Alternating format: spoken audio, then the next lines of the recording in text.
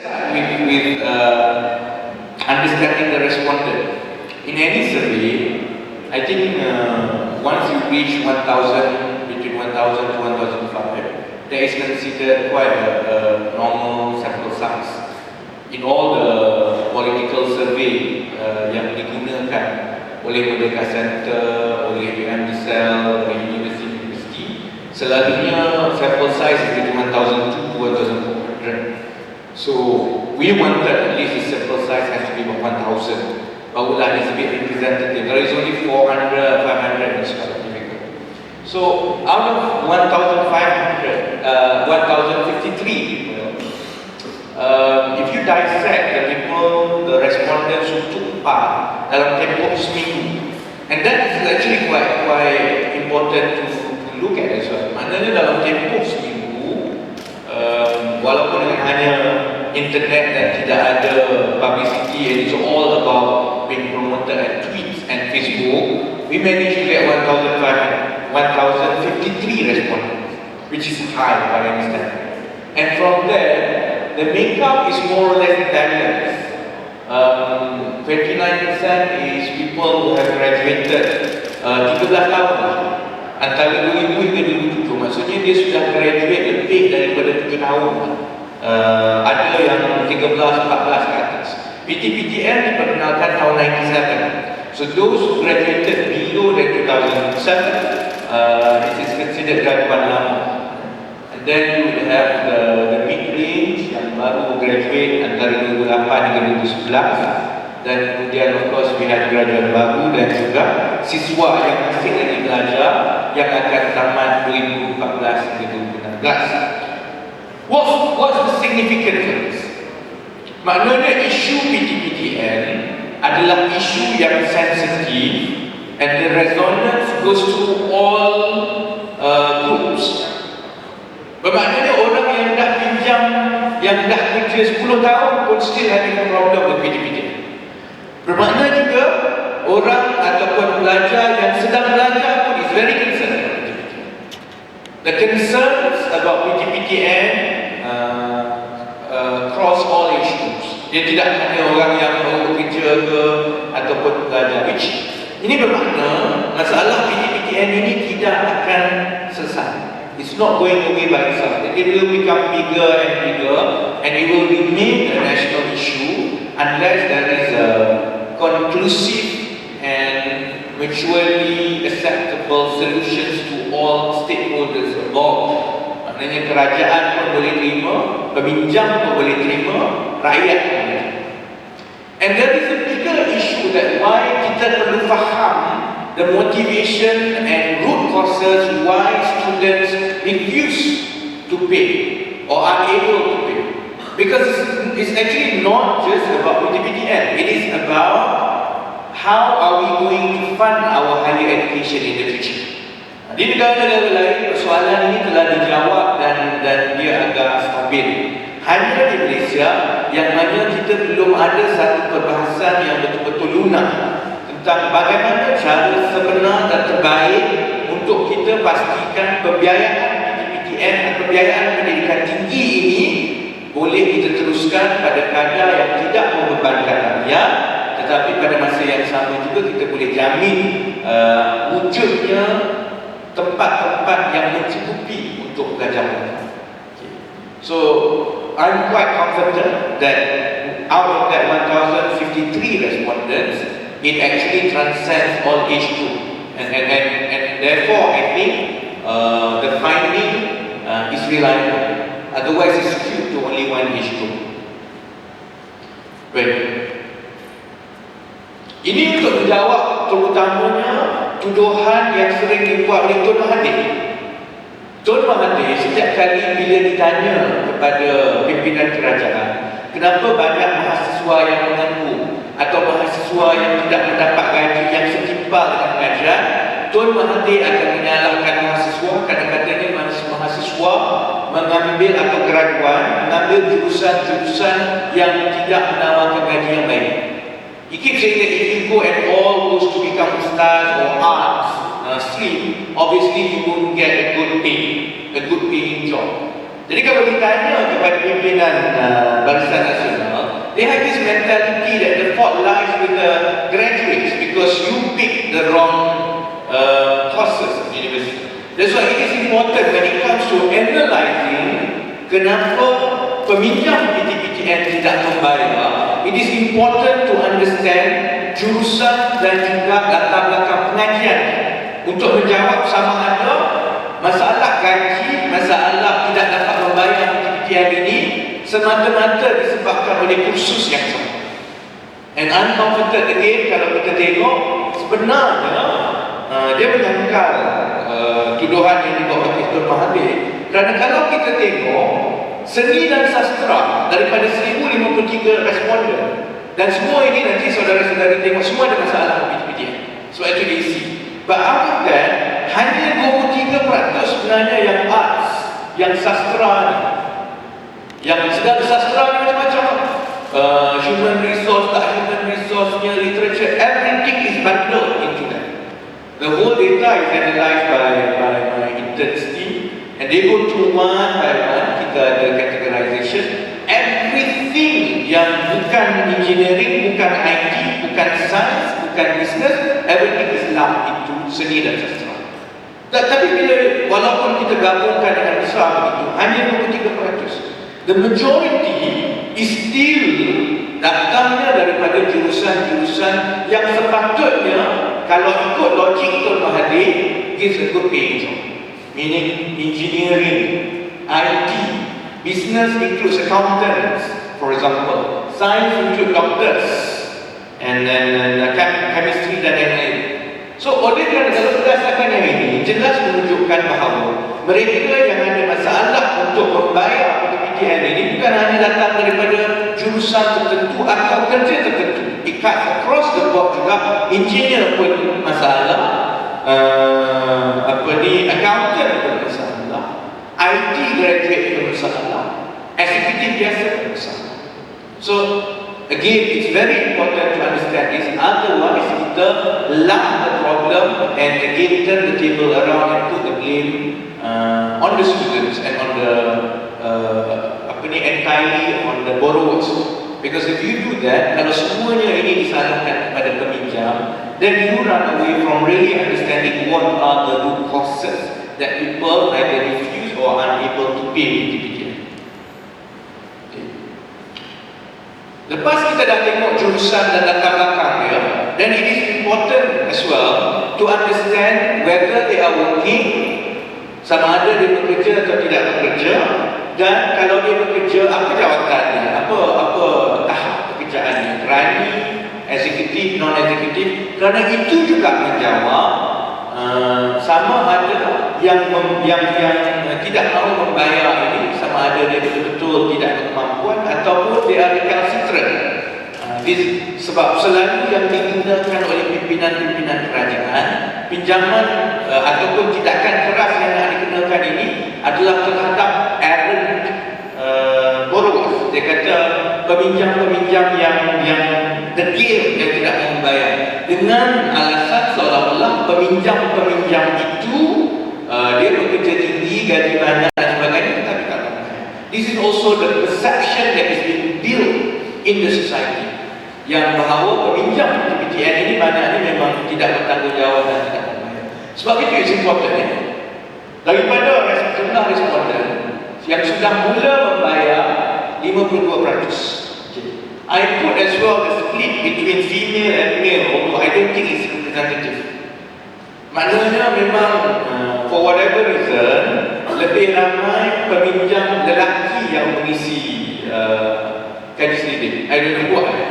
So I don't think, kalau nampak ini nampaknya seolah-olah peminjam wanita ni memang jahat lah, tak payah lagi kan. It could be true, kerana lebih ramai peminjam wanita yang tidak bekerja, yang dia dah graduate, dia kahwin dan dia tak bekerja. So it could also be true. Cuma saya rasa sebahagian mungkin angkanya itu tidak sebanyak beza ini. Maybe 60-40 rather than 70-30 ataupun 65-35 kan? Tetapi memang jelas yang membayar, yang tidak membayar ni, kalau membayar lebih ramai lelaki yang membayar juga. But maybe that is not as important as the breakdown of the employment background of the respondents. Paling besar sebenarnya, kalau tengok ni, adalah eksekutif dan profesional. 38% of the respondents yang ada masalah ini, 38% maybe 40% is actually executive dan professional. Kemudian kita ada yang bekerja sendiri, 5%. Kita juga ada bukan eksekutif, the biggest next group is bukan eksekutif atau pekerjaan. This mesela technician and so on. And sebenarnya mereka adalah golongan yang paling terkesan. Sebab kebanyakan mereka ambil ijazah. So the loan is for a degree. But then when they graduate, they could not be employed or they couldn't get a job yang setara dengan ijazah. They had to settle for lower employment. Selalunya kadang-kadang ada juga yang kerja kilang. So that forms the next group, 29%.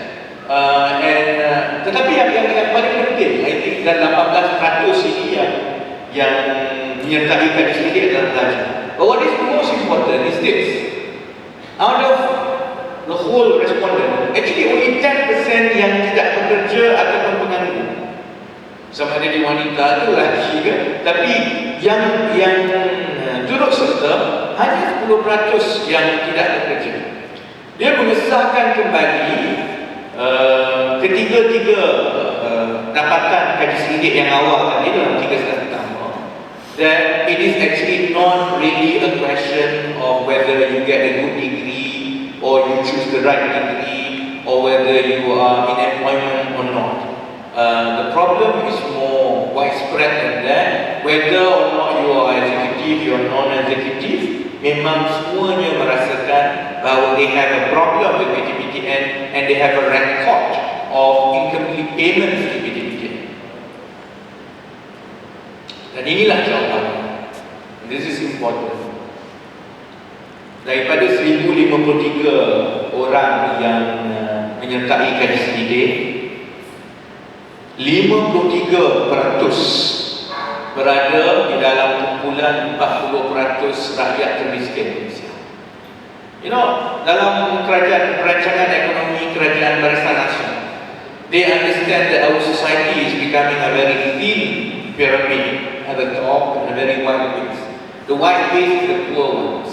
Sebab itu dalam EDP ke, dalam 10 Malaysian Plan ke, even the language of Barisan Nasional bercakap tentang the bottom 40%.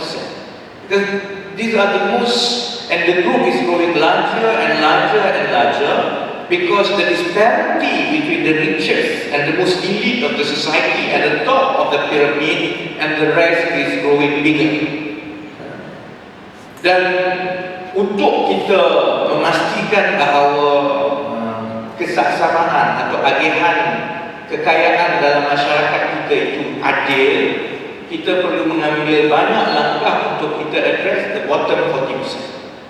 Sepatutnya, oleh kerana peminjam-peminjam PTPTN ini mendapat pendidikan yang lebih baik.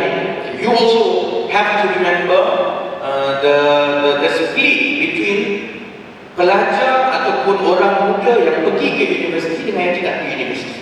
Tiap-tiap tahun, apabila keluar daripada lepasan SPM, hanya 30% pergi ke universiti. 70% lagi tidak melanjutkan pelajaran di peringkat yang lebih tinggi dari diploma. Jadi kalau ikut categorization under the international standard, if you go and obtain a higher education that gives you a diploma and higher, you would have been considered as having a tertiary education. In Malaysia, only 30% of school leavers yang dapat diploma ke atas. 70% lagi adalah mereka yang langsung berhenti sekolah lepas SPM. Daripada 30% itu, 53% masih lagi dikira sebagai bottom 40% orang yang miskin. So you bayangkan, kalau yang pergi universiti, yang dapat higher education pun, after so many years, they are still stuck in the bottom 40%. You can imagine the 70% who did not manage to go to university in our society. Sebab itu, the income band and the profile of how much each respondent earns per month is very important to understand whether or not the education that they get from the higher institute of learning in this country gives them value after they leave. There's nothing new lah, saya rasa ini semua orang tahu. Terutamanya kalau yang anak muda lebih tahu, dia pergi pinjam wang, belajar, tetapi bila keluar universiti, kalau dapat kerja bagus, alhamdulillah. Tapi ada yang tak dapat kerja, itu terpaksa ambil kerja yang lebih kurang. Kalau dapat kerja pun, oleh kerana ekonomi kita ini tidak meningkat dengan baik, maka gaji dia itu naik lambat. Sebab itu kalau kita tengok ni, kalau 53% masih lagi di bawah 2,900 sebulan, sedangkan kalau kita pergi tengok awal sekali, kalau kita campur graduan pertengahan dengan graduan, kita ambil graduan lama, so-called the old graduates, people who have graduated for 10 to 15 years, imagine, they are about a third of the respondent. Maknanya, banyak yang telah graduate more than 10 years is still stuck with monthly income di bawah 1,900. Because 53% of them is still stuck under the bottom 40%, within the bottom 40%. Then if we drill further, if we go one by one, you will realize a substantial portion of this masih lagi pendapatannya di bawah 2,000 atau 1,900 sebulan. Dan inilah masalah utama kerana jumlah peminjam yang melepasi 3,000 ke atas. Kalau ikut beberapa kajian, kadar kemiskinan di bandar paling kurang is 1,500. Meaning that kalau tengok ni di bawah 1,600 ni, 41% of peminjam PTPTN kalau dia bekerja di bandar, dan kebanyakannya ini memang datang daripada bandar, sebenarnya berada di bawah paras kemiskinan. These are all the reality of PTPTN borrowers yang tidak mahu diulas ataupun dijawab oleh Barisan Nasional.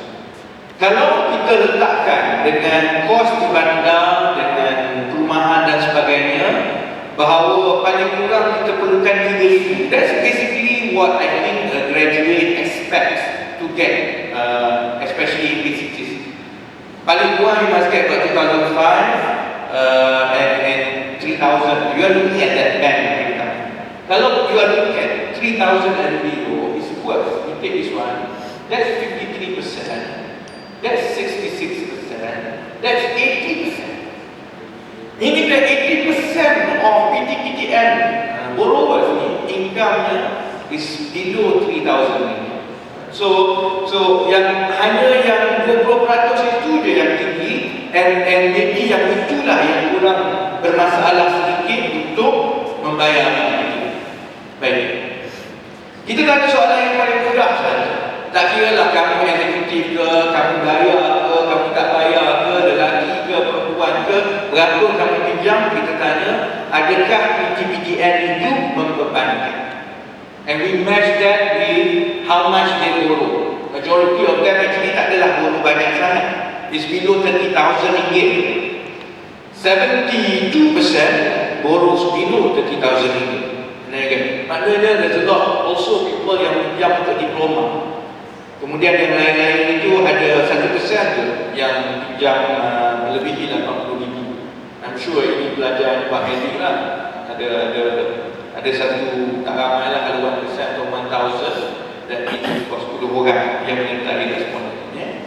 Tapi regardless of how much they borrow, 94% almost absolute absolute consensus mengatakan bahawa PTPTN membebankan. And that's understandable. Kerana apabila kita padankan jumlah pinjaman dengan pendapatan bulanan, Selalunya orang yang pinjam sedikit ini, 30,000, 20,000, pendapatan dia pun sedikit. Sebab selalunya dia pinjam banyak itu untuk dia bayar diploma. And diploma hardly gives them a good paying job. Malah ada juga yang pinjam dalam 30-40 ribu ini pun buat kerja hilang dananya. So, even if you borrow sedikit, oleh kerana gaji yang didapatinya itu sedikit setiap bulan, therefore, even a minimal amount of payment pun masih lagi menjadi beban. Okay, this is the crux lah. I really wanted to know this. Sebab kalau, until today lah, tidak ada sebarang kajian yang dibuat untuk really betul-betul tahu berapa yang bayar, berapa yang tak bayar, berapa yang bayar tiap bulan, 3 bulan sekali seumur hidup. So, berdasarkan the respondents, 46% memang tak pernah bayar. 46% tak pernah bayar. Yang dipinjam pinjam-pinjam, yang senyum tu memang tak pernah bayar. Sebab tu dia senyum malu-malu kan belakang. And 54% walaupun mereka membayar, tetapi mereka tidak bersetuju dengan PTPT. Dan kalau tengok yang bayar bulan-bulanan ini, paling banyak ialah bulan ini. Pernah bayar tetapi telah berhenti bayar. And I will show you the reasons why after a while, after paying diligently for a while, mereka buat keputusan mereka tak nak bayar. Dan tak ada kena-mengena dengan janji pakatan untuk menghapuskan PTPTN. It's because of other reasons. 15% bayar tidak bulan, 5% bayar 3 bulan sekali, 4% setahun 2 kali. Ini jenis-jenis yang nak pastikan tak masuk dalam setarah hitam. Because kalau tak bayar langsung, nanti masuk dalam blacklist dan kita tangkap dekat airport kan. So ada banyak yang, sebab itu there is a problem juga kalau you blacklistkan dia. Sebab itu kita selalu kata our stand is that it's not going to be effective. You blacklist dia atas dasar kalau tak pernah bayar masuk dalam blacklist, and therefore bila you pergi you are blocked from going overseas because your passport is blocked. Dan dia buat lagi ke mana? Dan dia bayar setahun 2 kali lah. Dia dah just untuk make sure kan dia tak masuk. Super juga kalau disenaraikan dalam secret. It's not going to solve any problem. Okay lah, you dapat additional mungkin lah 0.03% pinjaman kutipan. Because these people will just make sure that they bayar setahun sekali saja, so that tak masuk secret. But the negative impact, once dia masuk secret, terutamanya bagi mereka yang tak ada kerja, mereka yang nakal is fine. That's why I think you need to have a profile, because you need to know if there are and untuk menentukan betul-betul peminjam yang detail, dia tidak boleh hanya berdasarkan sama ada dia pernah bayar atau tidak. Kerana kalau peminjam itu menganggur, dia tak boleh bayar. Kalau dia contohnya tidak dapat bekerja dari segi rumah, suami pun menganggur, tak boleh bayar. Dan orang macam ini kalau dimasukkan dalam sekris, maknanya mereka langsung tak akan dapat apa-apa kemudahan pinjam wang, beli kereta, beli rumah, semua tak boleh. So you plunge and spiral them further into poverty, and you cut off any means for them to at least lah paling kurang mungkin boleh berniaga dan lain-lain. But this is important. Maknanya walaupun dia bayar, tetapi dia ada masalah dengan PTPTN, dan bila ditanya sama ada dia bersetuju atau tidak, majoritinya macam tadi 94% mengatakan mereka tidak bersetuju dengan PTPTN. Baik. Okey. Yang ini sebenarnya kita bagi open ended. We decided the questionnaire untuk mengenal pasti kenapa dia tak bayar atau kenapa dia tidak berpuas hati dengan PTPTN. We leave it open ended. Kita tidak sediakan pilihan. Sebab kalau sediakan pilihan, mungkin orang boleh kata kaji selidik itu memang saja dibuat untuk menempati kehendak PKR. So we leave it open ended. Once we get this 1,000 comments, and banyak sob stories lah, banyak cerita sedih, cerita tak makan. Okey, ada satu cerita dia nak bunuh diri. It's not a joke. Mula saya gelak lah, dan after baca balik, actually serious, you know. There's one suicide note pasal PTPTN. dalam respon. So based on all the 1053 different response, kita categoriskan, and generally it falls into these 4 main reasons kenapa peminjam-peminjam ada masalah dengan PTPTN ataupun tidak mau membayar ataupun tidak boleh bayar. Majority kerana marah dengan kos pentadbiran yang tinggi. Dia panggil kos pentadbiran, PTPTN panggil is administrative charge, but you and I know is actually is interest. Yang ini pun yang ada masalah besar dengan peminjam Islam, peminjam Melayu, because it's morally wrong as far as Muslims are concerned that you are charged interest for education. Jadi ada isu besar mengenai charge perkhidmatan. Ada juga yang tidak faham bahawa charge perkhidmatan itu sebenarnya interest. Kalau you dapat your penyata PTPTN, dia bermula dengan hutang paling besar RM40,000 contohnya kan. Lepas tu tiap-tiap bulan dia charge RM100, charge perkhidmatan RM100, charge perkhidmatan RM100. Jadi banyak juga responden dan juga peminjam PTPTN dia tidak faham bahawa charge perkhidmatan itu sebenarnya interest. Jadi dia marah dengan PTPTN. Dia kata apa yang mahal sangat ni? What is so expensive to administer my loan that you charge RM100 per month? What do I get out of it? Sebab dia tidak faham that so-called administrative charges itu is really not belanja perkhidmatan dan lain-lain. It's actually interest. Oleh kerana PTPTN tahu bahawa rakyat marah kalau dia mengenakan faedah, sebab itu dia pakai nama lain, charge perkhidmatan. It is not, it is actually interest. And there is a reason kenapa PTPTN mengenakan interest. And this is the decision that politicians and government leaders have to make. Only in a few countries, including Malaysia, where higher education is commercially funded. Maknanya PTPTN dia tidak mendapat suntikan dana daripada negara. Tiap-tiap tahun PTPTN kena pinjam daripada bank, institusi kewangan, KWSP dan institusi-institusi lain. Dia kena jual bond. Kerajaan hanya menjamin bond. There is no actual injection of allocation cash, tak ada. Bila PTPTN pinjam daripada bank, bila PTPTN bayar jual bond, sudah tentu dia kena bayar interest rate. Okey lah, interest rate dia mungkin tidak mahal, 3.8%, 3.5%. Jadi kalau government guarantee is about 3.5%. Tapi pinjam 1 bilion, 3.5%, maknanya kena bayar interest 350 juta tiap tahun on every 1 billion. Pinjaman PTPTN sekarang lebih kurang 30 bilion lebih lah, 30 bilion plus. So kalau 30 bilion plus, kalau interest rate dia katakanlah is about 3%, so you are looking at what, 30 billion, 3%, lebih kurang what, 900 billion lah. Betul lah? Betul lah? 900 billion a year PTPTN kena bayar in interest.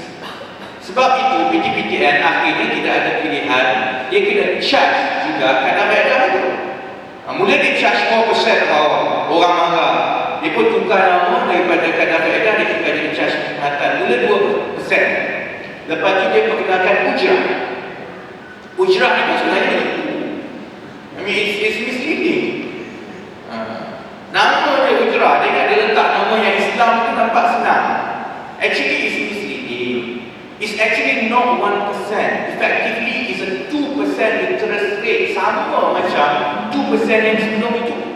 Because normal loan, kalau dia kata 2% interest rate, it is calculated on reducing balance. You pay, macam kita punya house mortgage, you pay, principal kurang, maka kuranglah interest yang dikenakan tiap-tiap bulan. Ujrah is on fixed amount of loan that you take awal. So kalau for example you took 40,000, kita pinjam 40,000, dia kata ujrah 1%. Ujrah 1% maksudnya dia charge RM400 tiap-tiap tahun. 400 ringgit tiap tahun itu kemudian didarab dengan berapa tahun jumlah pembayaran balik. Jadi kalau 400 ringgit tiap tahun, bayarannya 15 tahun, jadi berapa? 6,000 ringgit. Sebab itu kalau pinjam 40,000, dia boleh jadi 46,000 kena bayar. Kalau yang dulu kadang-kadang higher interest rate, some of them can go as high. Normal kalau tengok statement PTPTN, pinjam 50,000, bayar balik 70,000. That's quite normal. So interest rate varies, but even the lowest ones, you are looking at least 2% reducing balance. Sebab itulah, this is why, kalau we go back tadi, orang yang dah bayar tetapi berhenti, sebab utamanya ialah because of the interest rate. Sebab dia kata, after a while dia give up. Dia bayar 100, 200 every month. Every time dia dapat statement dia tengok prinsipal dia tak pernah turun. It's being used to pay for the interest every month. So after a while dia kata, I'm not paying anymore. Hanya mandi dia kot. So that's quite normal. Sebab itu, soal kos pentadbiran, interest charge is actually a very pertinent issue that we must include in any discussion on PTPTN. Yang kedua, yang kenapa tidak bayar dengan sempurna, sudah tentu adalah soal kos cara hidup yang tinggi. Dia memang tak mampu. Gaji dia 1,500, dia tolak semua, tinggal RM50 untuk makan tiap-tiap bulan. Bila dia tengok antara dia dah berkeluarga, antara bayar sewa rumah, antara bayar kereta, bayar minyak, bayar makan, yang mana dia dekat PTPTN. Simple. It's beyond that already. Sebab kalau dia nak bayar PTPTN, maknanya dia either dia jual kereta ataupun dia tak makan.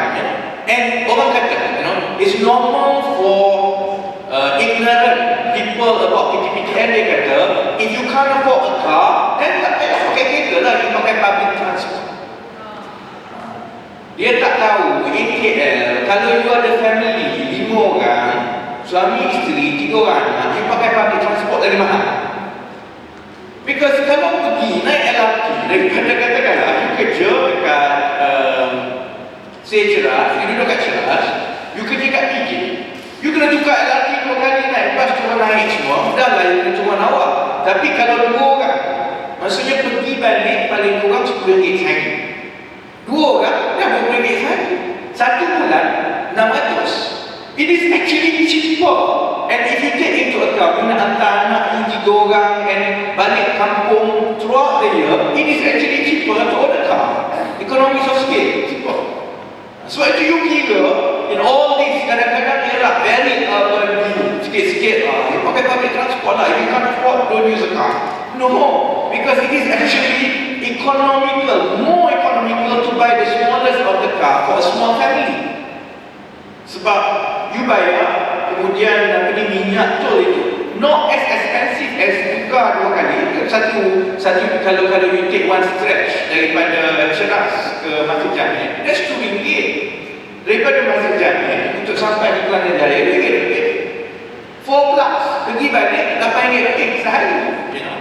And if you take into account, you nak masuk weekend and so on, sebab itu is actually cheaper to have a car. So kalau orang kata jawapan menteri, kalau tak mampu jangan pakai, kalau tak mampu beli ayam jangan makan ayam. Gila ke? I mean, tak masuk akal lah, So that argument tak boleh pakai. And of course, yang ini konsisten. 10% tak bayar sebab memang dia mengganggu. If you go back daripada awal, memang 10% of the respondents tak ada income, dia mengganggu sebab tu tak bayar. Yang ini a lot of it, dia complain pasal sistem PTPTN teruk lah. Usually it's out of frustration. Because contohnya, dia bayar 4-5 bulan, dapat dia punya bil, tak dikemas gini, dia masih hutang tinggi. So dia marah. Serupa juga contohnya, dia kena blacklist. Dia dah bayar 3 naik, tapi blacklist 2 tahun tak kira ni. So, they are angry that while they are being penalized, supposedly not paying, even lepas dia bayar, PTPTN masih lagi belum membersihkan rekod dia, ataupun to them, if you are not efficient, why are you penalizing us? So, orang mula ragu-ragu daripada ratus-ratus ribu yang dikata tak bayar. Itu contohnya, berapa banyak yang PTPTN salah hantar alamat. Dia dah tukar tempat lain, dia masih lagi hantar alamat kat situ. Kemudian dia blacklist dia. Is there enough that is being done in order to trace? Semua ini bentuk-bentuk komen yang masuk dalam sistem PTPTN yang itu. Jadi akhir sekali lepas kita buat semua, it's also open-ended. Even di soalan, kita tanya mudah saja. Apa harapan anda mengenai PTPTN? What do you expect ataupun hope to achieve out of PTPTN? What is your wish about PTPTN? Overwhelmingly, 41% mahukan PTPTN dihapuskan. And I'm quite proud of the survey because the number doesn't run away much daripada Merdeka Center ataupun all the other polls yang telah dibuat. Apabila ditanya kepada responden seluruh Malaysia, and not just peminjam PTPTN, usually the split is between 45-55. 45% solid say PTPTN has to go. 55% or less selalunya kata okay lah, ini should be there tapi tukar and so on. So again it is confirmed, meaning paling kurang 40% is dead set against PTPTN no matter what you say. So 41% kata PTPTN harus dimansuhkan. 42% mansuhkan kaedah riba dan kos-kos yang tersembunyi. Yang 8% lagi ni kata tukarkan PTPTN kepada sistem beasiswa. Actually that's quite oxymoron sebenarnya. Tukar kepada beasiswa ni sama dengan hapuskan PTPTN ni. You tukar kepada beasiswa, maksudnya tak payah bayar lah. Tak payah bayar, maksudnya masukkan PTPTN lah. Tapi because we leave it open-ended, I think it's psychology. Dia ada personal guilt. Kalau dia kata masukkan PTPTN, sama ada dia takut orang panggil dia orang PKR dan pakatan, ataupun dia rasa guilty, dia rasa macam selfish asking untuk masukkan PTPTN. To make them feel better, dia cakap okey lah, jangan masuk PTPTN, tapi buat jadi beasiswa. Tapi at the end, mesti tak ada. Tapi so, based on this actually, kalau you combine yang masukkan PTPTN dengan tukar kepada beasiswa ni, actually quite high lah. Yang cuma ada daripada 8% yang sistem beasiswa ni merujuk kepada means tested waiver of PTPTN. Maknanya ada juga yang mencadangkan first class dengan second class, 2-1 and 2-2 semua tak payah. Lemak lah so ni kalau macam itu you tak nak bayar, you nak hapus semua. Macam tu orang third class marah lah. Dia cakap apa beza third class dengan 2-2 tu? The difference between 1% yang dapat third class honor, there's no honor ini lah, third class degree, dengan second class lower, satu markah je. Tapi yang itu dapat beasiswa, dimasukkan terus. Yang ini tak dapat. So susah lah. That's why from the very beginning I'm a bit egalitarian. You either bagi, you tak bagi. You mula nak categorize ini, itu, then it becomes a big problem. Tapi this 8% ni termasuklah juga those people yang was thinking about maybe you have to tie it to means testing. You pass, you dapat scholarship, dan yang 9% ni lain-lain macam-macam lah. Pergi mampus PTPTN pun ada juga dalam tu. So you can't really categorize, you tak lah lain-lain di sana. Okay, last question. Baik, I wanted to know the motivation as much it is a political consideration for us, but it's also important to understand.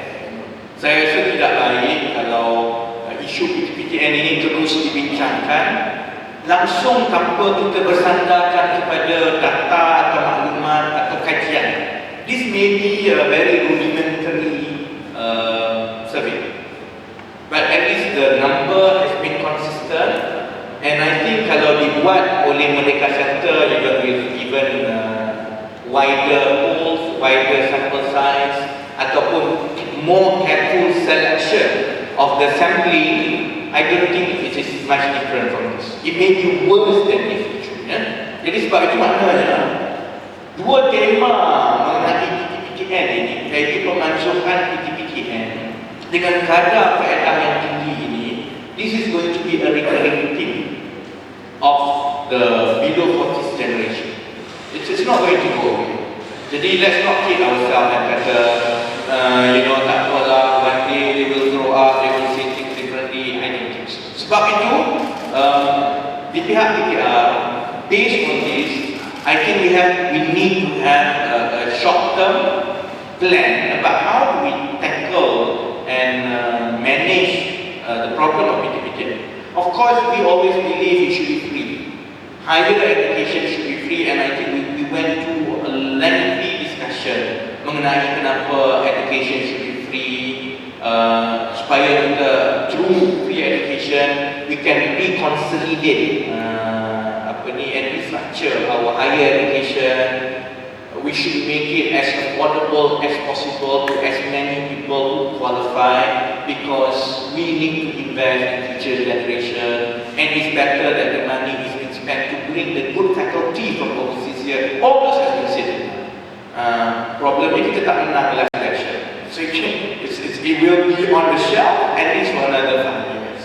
Jadi, myself, Nate, Iza, and the younger leaders, we have to be pragmatic. Do we go around and continue to say free education and I don't want to engage in any discussion melainkan pendidikan percuma, when at the same time there is a real problem on the ground bahawa memang kesempitan hidup ini bukanlah sesuatu yang dibuat-buat oleh pelajar kita.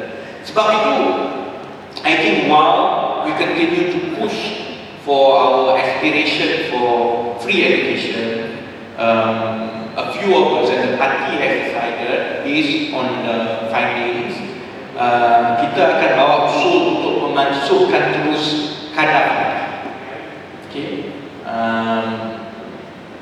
Maksudnya, bila pinjam PTPTN, there is not going to be interest. Okay. Maka ramailah lepas ini yang kata this is going to bankrupt the country, berani hutang, berani bayar, nanti tak masuk syurga, macam ni. Batal dia tak mahu lah kan. But if you look, the team and the young team who was working on this has looked in detail how other countries are doing. In majority of countries yang we should look up to lah, the developed countries, the Scandinavian countries, Australasia, most countries have subsidies in one form or another on education loan. It is true that only Scandinavian countries and a few other countries, Turkey and a few others, yang ada full scale free education. Banyak negara lain masih lagi ada education loan. Tetapi education loan program itu have one form of subsidy or another on the interest rate. Okay. Ada yang bagi subsidi separuh, ada yang bagi subsidi untuk tempoh tertentu dan lain-lain. Tetapi kita berpandukan juga kepada New Zealand dan juga Germany yang tidak mengenakan interest langsung terhadap pinjaman pendidikan. Government subsidize completely on education loan, dan it has a lot to do with the model of funding that they use, because government actually directly inject cash into higher education. Dia tidak macam PTPTN, yang mana PTPTN kita pinjam daripada bank lah, IPF, semua kemudian kita bayar. It doesn't work. Jadi sebab itu saya rasa kita akan mulakan gerakan campaign in all our policy in parliament and elsewhere, that we will start mobilizing untuk memasukkan, buat permulaannya kadar faedah yang digunakan. So kalau contohnya pinjam 40,000, bayar 40,000. Sebab saya fikir kalau macam itu, paling kurang ini yang 36% ini yang selama ini tak nak bayar sebab dia kata kadar faedah itu tinggi, this group no longer have an excuse not to pay for the government. Serupa juga financially, if you look, this is yang the British will say we cannot be penny wise pound foolish. Kalau PTPTN atau Barisan Nasional berkeras tak mahu membatalkan faedah, dia nak selamatkan yang 800 juta setahun itu. But because of their insistence on the 800 million recovery of the interest, they lose 46% of people who never pay at all. They will lose, for example, 29% people who had paid but stopped paying. So kalau contohnya, as a gesture of goodwill and to meet and the problem, to resolve the problem of one big section of PTPTN borrower, kalau dibatalkan terus kadang-kadang, maknanya I think the recovery rate itu berkurang. Jumlah peminjam yang akan mula bayar balik itu akan tinggi. It is better to have more people like this yang bayar daripada tak bayar terus. It is better to have 1 million PTPTN borrower paying RM50 sebulan daripada ada 100 orang bayar RM200, 100,000 bayar RM200. It's simple maths. Sebab itu kita akan teruskan ini dan ini akan terangkan. Dan kita telah kalau a rough estimate, ballpark figure, I think it will cost about 800 million a year oleh kerajaan. 800 million ini maknanya 3 kali projek kondo. If you give 250 million to NFC seorang, 800 ni hanya 3 projek NFC untuk 1.5 juta orang. Tak ada masalah. No question, we can afford it. Masalahnya sama ada PN nak buat atau tidak sahaja. Simple. Kalau bansuh PTPTN 30 million dia kata bankrupt negara, 800 million mustahil dia bankrupt. And the calculation is quite simple. If you take the loan sekarang is about 30 billion plus,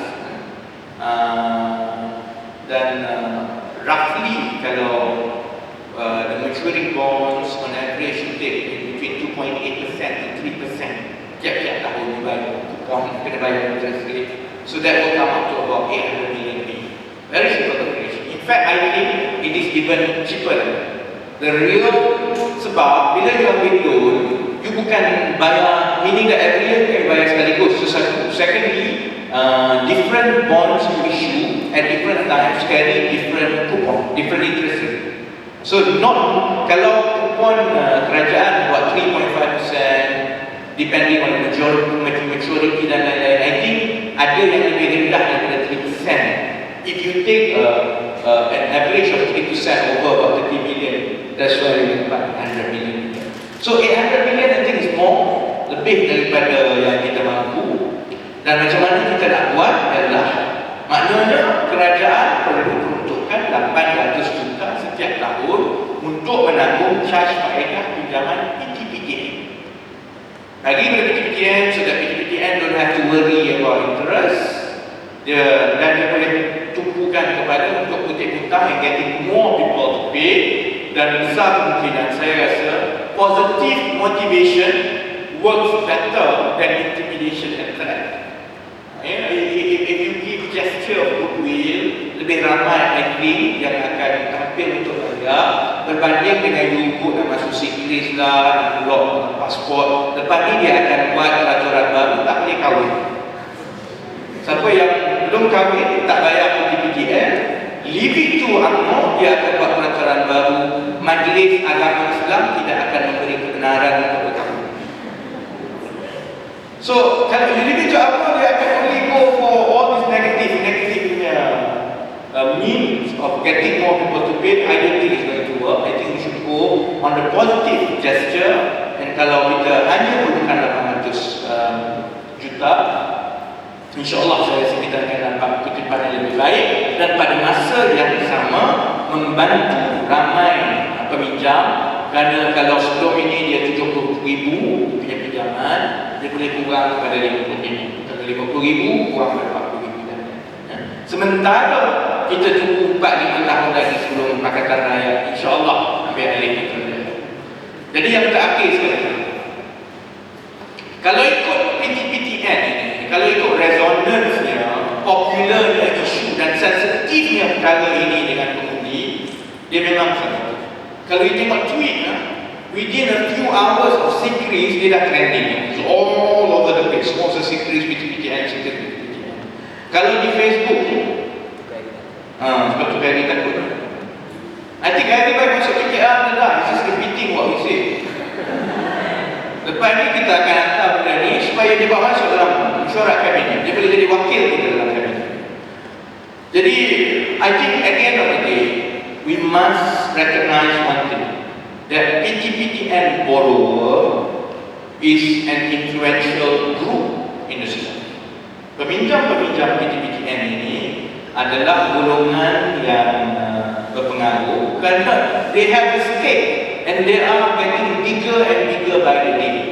Sebab itu saya rasa soal PTPTN ini tidak boleh hanya ditangani oleh orang politik.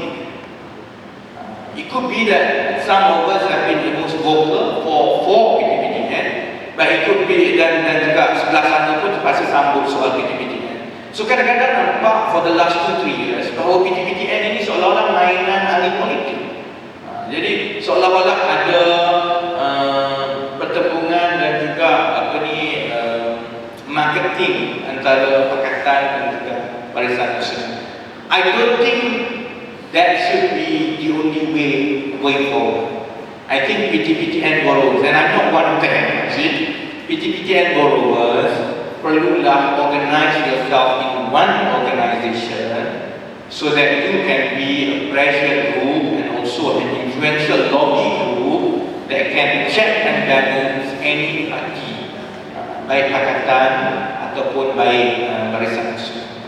Dan yang itu saya lontarkan balik kepada saudara-saudari dalam Twitter ini, kerana saudara-saudari ada potensi 1.4 juta yang boleh mempengaruhi keputusan PTPTN, and in fact boleh mempengaruhi keputusan pilihan raya umum.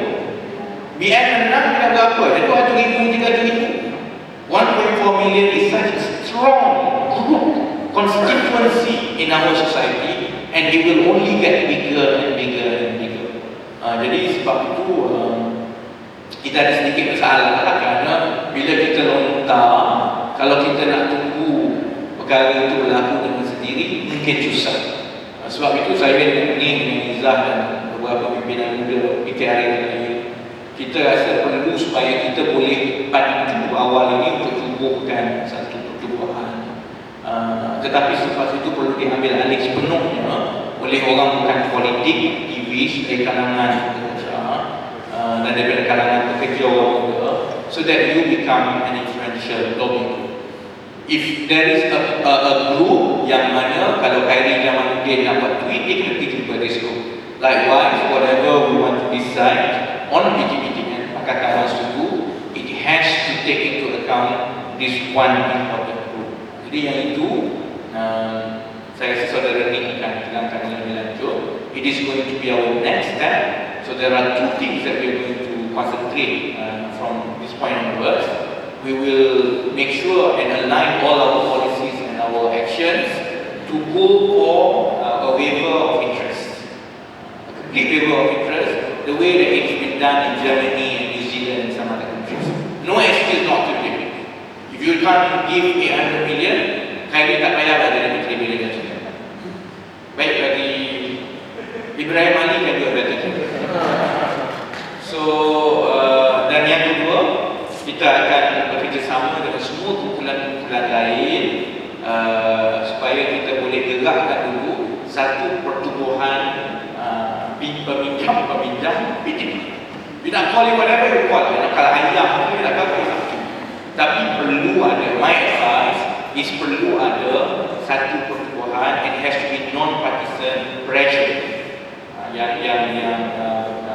jadi saya berhenti di situ dan I think we need to control a bit, dan lepas itu kita boleh ambil there's a tweet and you can ask anything and you can take questions from the tweet. Cuma before I end, in case ada orang bertanya the racial profile of the respondents, it is also quite representative. You will be surprised berapa ramai sebenarnya peminjam PTPTN ini yang bukan Melayu. And statistically, I think from 2011 onwards, jumlah peminjam PTPTN yang Melayu dan bukan Melayu is almost the same, and the non-Malays are basically overtaking. Sebabnya adalah kerana the majority of PTPTN financing goes to private colleges. By now, it's already about 60-40. 60% of PTPTN funding goes to private college, IPTF swasta, 40% is the IPT. So this is not a problem unique to just Malaysian or Malay background. It is a problem for all. Jadi maksudnya yang tadi itu di bawah yang rendah itu sebenarnya it cuts across all ethnic groups, all geographical, and that's why I think I'm comforted looking at that. And the number of non-Malays who also come forward to participate pun, I have not looked at the numbers precisely because I don't want to publish it. Otherwise, people put racial connotation to it. But as a matter, just to clarify, just in case that it becomes a matter of racial polemic, it is actually quite representative of the population of the country. So it's about 60 to 70% Malays and 30% non-Malays respondents, which is quite representative. Jadi oleh sebab itu saya rasa it forms a good basis for us to move forward, and that task is given to Webinik because saya nak berehat for the next 2-3 years. So now it's insistent to fight for PTPTN. No more PTPTN for me. Thank you very much.